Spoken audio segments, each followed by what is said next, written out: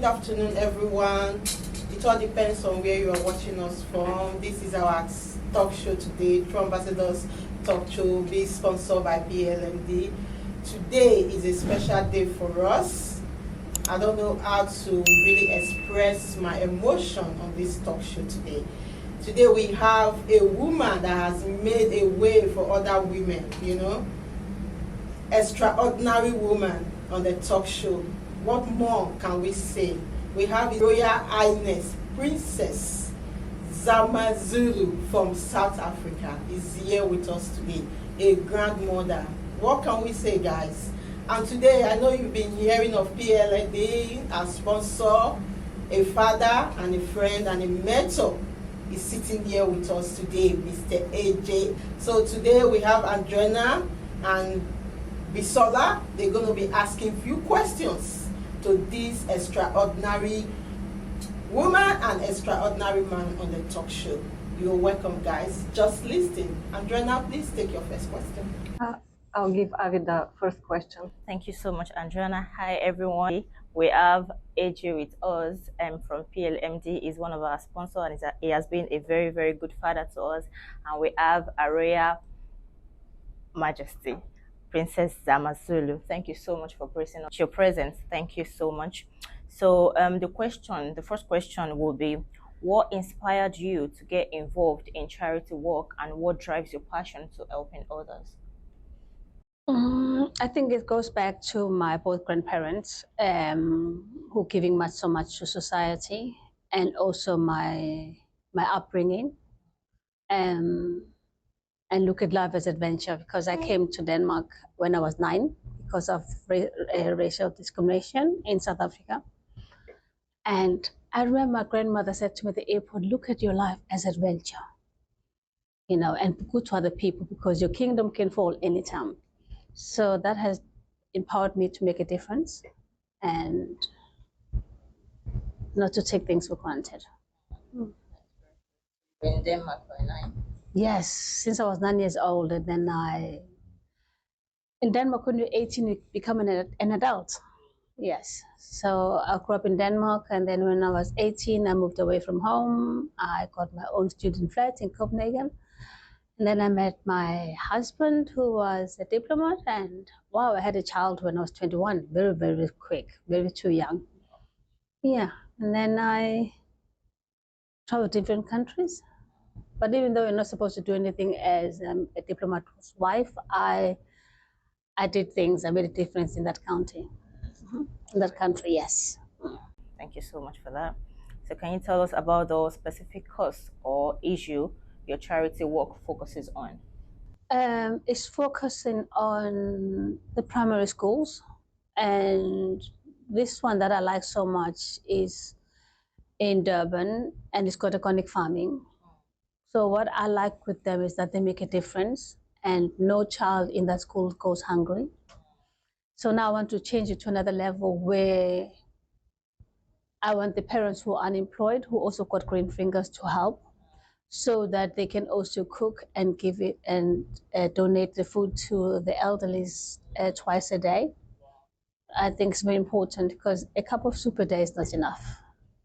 And in South Africa, the pension, and in other countries, when you're a pensioner, the money does not reach to what you need. So I think we should make a difference in that. That is a very good vision. Well done. Well done. So the last question from me will be, what are some of the memorable moments or achievements in your charity journey? Wow, it's when I've made a difference on someone, and I hear from somebody else that, oh, thank you for what you've done. For me, that's a blessing in itself, that I've made a difference. And sometimes it's not about money, it's about, like, for instance, I remember when a shopping mall in Durban, in Gateway. So when in the shopping mall, you can rent a wheelchair, but it takes time. So I really felt sorry for her. I said to my driver, could you just ask her to just stay there? So I went to this camp. This camp is like Boots. So I said to the girl who works there, oh, I need a wheelchair. I want to buy one? She says, oh, why don't you rent one? I said, no, I don't want to rent one. I want to buy one. So we got a wheelchair for this lady, and I wanted them to fit everything extra she needed for the wheelchair. So she got a wheelchair, and she was shocked that someone went and bought a wheelchair for her. But that makes a difference for me. And sometimes there's different levels of wheels, because where you are in the countryside, you don't need that kind of wheels. So there are little things that goes with the wheelchair. So for me, that was a blessing to give her the wheelchair. That was very good work, and may God reward you for all you're doing. Thank you. Thank you so much. That is all for me. I have a question that is very interesting for me to hear the answer to, because we, as a charity, we face many challenges in our work. And I want to know what challenges have you faced in your charity efforts, and how did you overcome them? The challenges I face, because I'm a Zulu princess, people think I only focus on the Zulu tribe or the Zulu nation. I mean, I think we've got 30 million Zulus. That's a lot, but for me, it's not like that, because I also been to Burundi and to make a difference in the. My challenge is people thinking because I'm a Zulu princess that I only focus on one country, and it's all over, because I don't like saying poverty. Less privilege goes a long way, and people don't like to talk about it. But I look at it like we get together and we make a difference and make an impact. Yeah, I think it's very important. I don't know if I answered your question. Yes. Okay. Thank you. And when I'm nervous, I talk too fast. So do like this. Oh gosh, I'm on the camera. Oh, good Lord heavens. So just got to the hand, so I slow down. Okay. My next question is, what upcoming projects do you have that you are excited about? Oh, I'm excited because this school we have in in Durban, we're taking to another county called Potchefstroom, and I spoke to the mayor. He's so excited. So right now I have unemployed journalist students who are working on making marketing the company, the organization, and so it's going to be on the 11th of July, and then. But some of the guests that are coming from different countries are going to be spending the night at the Hilton, and I'm really blessed. I've got a prince from Saudi Arabia who's got a hotel in Durban called the Hilton. So we're going to be having them there, and then we're going to have workshop the following day on a Sunday. Yeah, so I'm really looking forward to that, because I've got a lot of surprises under my sleeves. I can't say that because they will see when I get there. Yes. You have many plans. Yes. Yes. The last question I want to ask is, how do you see the role of the education in helping addressing social challenges? Wow. I mean, talk about South Africa. In South Africa, if you have 84 children, if you have 84 students, there's no way the teacher can go through all of them. For me, I think that's a disgrace, because there are way too many. And that's the public school I'm talking about. Unfortunately, I've been to private school myself. So, but when I heard that they have one teacher for so many students, they're doomed to fail, because you can't reach 85 people at one time. And then I'm also thinking, if you don't have your uniform, you can't pass your grades. You can't pass. You don't get a certificate that you pass, and then it's a problem, because it's not every parent that can afford uniform. So that's the challenge we find. And I'm also thinking of implementing of having internship of teacher having internship in helping students who are not gifted. It could be in maths, it could be in languages, to help them. Also for them, it will help that they did something, and also help the student to get to that level they're supposed to be. So those are the challenges that I'm facing right now. So you believe that education is very important if you support it so much? Yes, it's very important. It is very important. We have something in South Africa. They call it blesser. And I'm thinking, wow, that is nice. Someone just blesses you. Said, no, no, no, no, you're too old to be blessed. So I didn't know. So blesser is sorry, but if this young man, he can have a girl who's 18 and he blesses her with gifts and everything else, that's a blesser. So I'm way too old to be blessed. So I think girls, even boys, should focus on the education. Don't forget about the blesser. You know, your time will come. You'll find your own man or wife. But it's important that I can't take away that we've got 84 students. However, I would like to make an impact and say, listen, we've got unemployed teachers. Let's get them there and let's pay them to be there to make sure everyone follows the program and is not behind. Because I think for me, we were 20. That's way too many in my school. 20, and we're two teachers. So, yeah. And the moment you can see there's a problem with a student, you step in immediately. So 84, they are doomed to fail.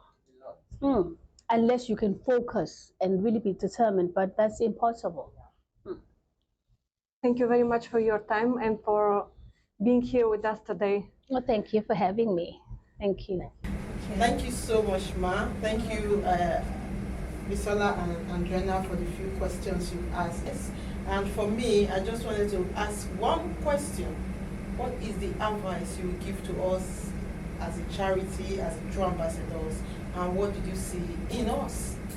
Well, I'm blessed to be here because we've been talking a long time, and I think you're doing a good work. I follow you on your website and your videos you send me. Oh gosh, when you're dancing, I'm thinking, wow, they've got a good job there. They're dancing, having fun, and some of the steps I can't even follow, but it's good. And I think you're a pure example for others that you're making a difference. I like that. Thank you so much, Ma. And you're blessed to have this young man next to you who's backing you up. There you're really blessed. Thank you so much. Thank you for appreciating you for us. Thank you. So, Abe, do you have any question for our father, our mentor? Yeah. Hi, sir. So I just have one question for you. So what advice can you give young people that are willing to go into property? I think that's a very good question. Thank you. For young people who want to go into property, they should look at this as a lifelong ambition. Property is here forever. Assets are here forever. There's a concept of assets for life. And I think there's a lot to learn from real estate investments. It teaches you patience. It teaches you how to go in the market, because lots of other asset classes like crypto, stock market are too fast and it's easy to lose money. With property, it's a slow game, teaches you patience, but then just the way you build a house, brick by brick by brick by brick, is how you build your life and how you build a property portfolio. So it's a very good thing to do. Wins the race. Slow and steady wins the race. Absolutely. Thank you so much. Thank you so much. Andrena, any question for our grandfather? I keep getting older. I keep getting older. I'll save you. Oh, I'm sorry. I'll save you. I'm sorry. I'll save you. Oh, did you remember your router today and your earphones? Thank you. I'm sorry about that, viewers. I'm sorry. It's cheeky. And Andrena, please, do you have any question for us? No, I just want to thank him. Thank you so much for having us and for supporting us and for all your help. No, thank you for doing the good job you do. And these small initiatives that you do here go a very long way for the community. So thank you for doing what you do. Thank you for your help. Thank you so much, viewers. That was a very short one. We don't want to keep Highness waiting because he has traveled since yesterday and it's time for her to go and have a rest. And also, Mr. Ajay is a businessman. Every minute means so much to him. And we are so lucky to have him at our talk show today. So we don't want to keep them waiting. So we say thank you so much. Follow us. And follow us on all our social media platforms, and you will be hearing the latest from us and a lot talks will be coming from here, so you get to know us personally. Thank you for your patience. We look forward to see you on our next talk show. Thank you.